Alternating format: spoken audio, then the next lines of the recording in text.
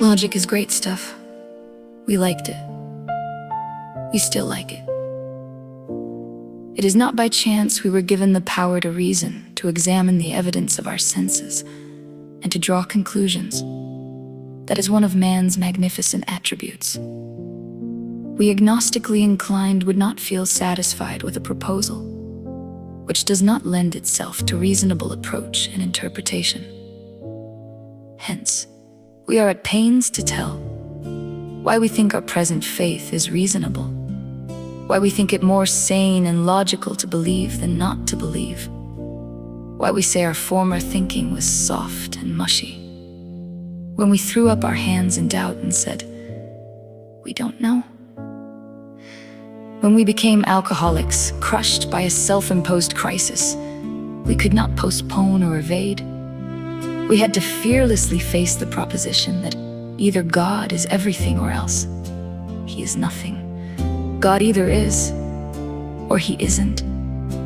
What was our choice to be? Arrived at this point, we were squarely confronted with the question of faith. We couldn't duck the issue. Some of us had already walked far over the bridge of reason toward the desired shore of faith. The outlines and the promise of the new land had brought luster to tired eyes and fresh courage to flagging spirits. Friendly hands had stretched out in welcome. We were grateful that reason had brought us so far, but somehow we couldn't quite step ashore.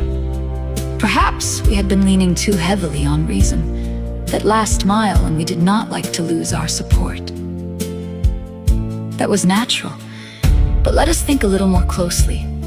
Without knowing it, had we not been brought to where we stood by a certain kind of faith? For did we not believe in our own reasoning?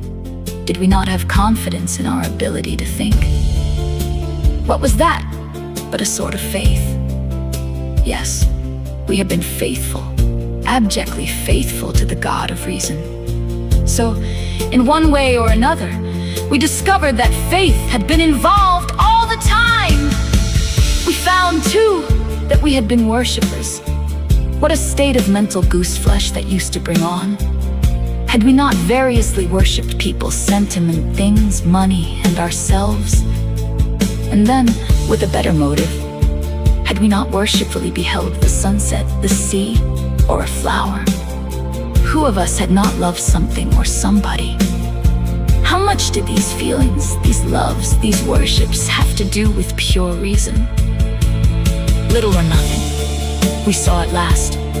Were not these things the tissue out of which our lives were constructed? Did not these feelings, after all, determine the course of our existence? It was impossible to say we had no capacity for faith or love or worship in one form or another. We had been living by faith and little else. Imagine life without faith, where nothing left but pure reason. It wouldn't be life, but we believed in life. Of course we did. We could not prove life in the sense that you can prove a straight line is the shortest distance between 2 points, yet there it was. Could we still say the whole thing was nothing but a mass of electrons created out of nothing, meaning nothing, whirling on to a destiny of nothingness? Of course we couldn't. The electrons themselves seemed more intelligent than that. At least, so the chemist said. Hence, we saw that reason isn't everything, neither is reason, as most of us use it, entirely dependable, though it emanate from our best minds. What about people who prove that man could never fly?